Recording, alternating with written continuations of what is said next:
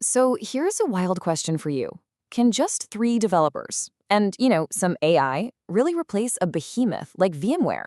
I mean, that's the provocative idea at the center of this huge debate that's shaking up the whole enterprise tech world. It's like a modern-day David versus Goliath, but for the data center. So let's really dig in and see what it would actually take. So, what we're really diving into here, this isn't just some dry technical talk about virtual machines. Nope. This is about the brutal, cold, hard reality of trying to compete in a high-stakes enterprise market. We're going to find out what it truly takes to even think about replacing an ecosystem that's been built up over decades. Okay, so where does a crazy dream like replacing a giant even come from?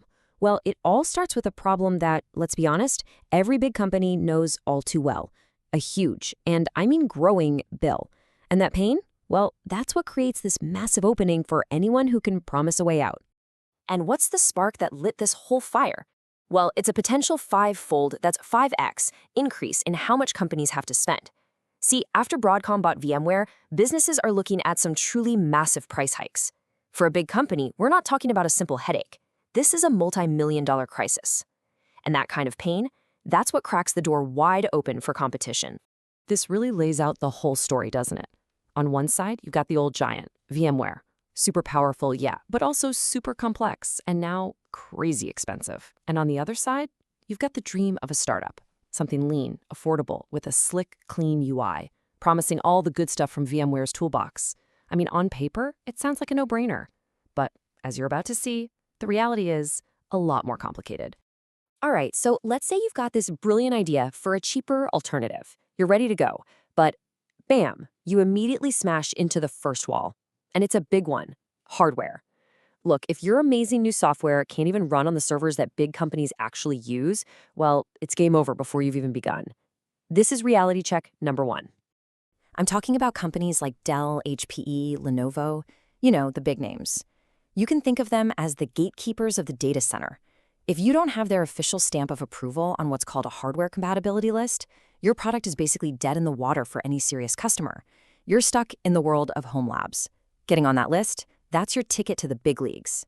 And let's be clear, hardware support is way more than just, hey, does it turn on? No, it's about a deep, established partnership.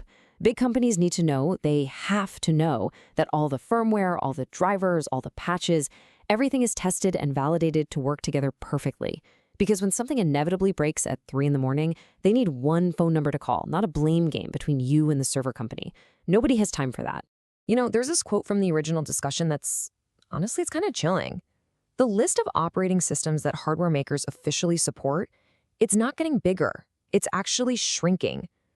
Getting onto that super exclusive list isn't something you do overnight. It takes years of building relationships and a ton of money. You can't just hack your way onto it. Okay, but let's imagine for a second that you do it. You conquer the hardware partnerships. You're in.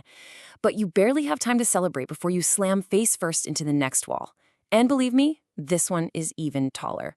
I'm talking about the absolute mountain of research and development you now have to climb. 25 years. Think about that. A quarter of a century of nonstop R&D with billions with a B of dollars poured into it. You're not just up against a piece of software. You're competing against this huge mountain of knowledge and experience built up over decades. It's really easy to just say, oh, we'll build a vCenter alternative. But the devil is always in the details. Just take one feature, like DRS. That's the thing that automatically moves your virtual machines around to balance the load. That isn't just some simple little script. It's a hugely complex system that's getting tweaked and updated constantly to work with the latest CPUs from Intel and AMD. So getting feature parity with stuff like this, it's not a checklist you can just tick off. It is a monumental engineering challenge. And this brings us to the ultimate bottom line, the business reality. Performance is money. It's that simple. If your cheaper software is a resource hog and your customers have to buy way more hardware just to do the same amount of work, well, you haven't actually saved them anything, have you? At the massive scale these companies operate at, that kind of efficiency is absolutely worth paying a premium for.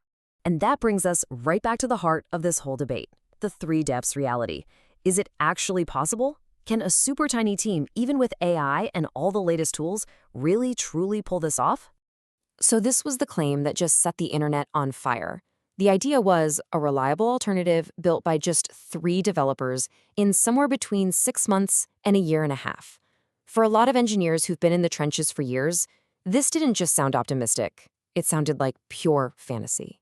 And yeah, the pushback was sharp. This response pretty much says it all. For the folks who live and breathe this stuff, the claim wasn't just ambitious. It sounded like it came from another planet. So why all the disbelief? Well, it's because the surface area of what you're trying to build is just immense. We're not talking about making a pretty dashboard. We're talking about managing distributed systems, orchestrating high availability so things never go down, coordinating live migrations without a hiccup, building a smart scheduler. Not to mention stable APIs, security, logging. I mean, look at this list. Every single one of these items is a massive engineering project all by itself. The big counter-argument, of course, is, well, what about AI? AI will speed all this up. But that idea got its own dose of skepticism, and this blunt response kind of gets to the heart of it.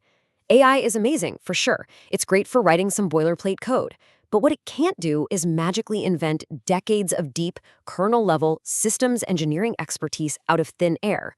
Okay, so we've talked about hardware. We've talked about decades of code, but now we get to the final barrier. And honestly, this might be the most important one of all. It's the one thing you can't just code your way out of. Trust. And this comment right here, it just nails it. When you add it all up, the hardware partnerships, the decades of R&D, the whole ecosystem built around it, you start to realize the barrier to get into this market isn't just high. It's absolutely monumental. And really, this is the most crucial thing to understand in all of this. Big companies, they aren't just buying a list of features. They are buying confidence. They're buying the operational trust that your platform is going to be stable, that it will be supported, and that you're even going to be around in 5 years. That is the real product. Now, it's really important to get this right.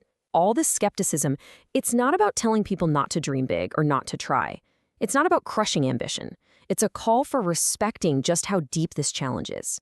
The message isn't don't even bother. It's if you're going to try, you better understand exactly what you're getting into.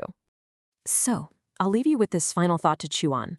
In the world of enterprise infrastructure, what's actually harder to build? Is it the software, or is it the confidence? The kind of confidence that lets a global company bet their entire business on your product. You know, after looking at all this, I think the answer is pretty clear. But what do you think?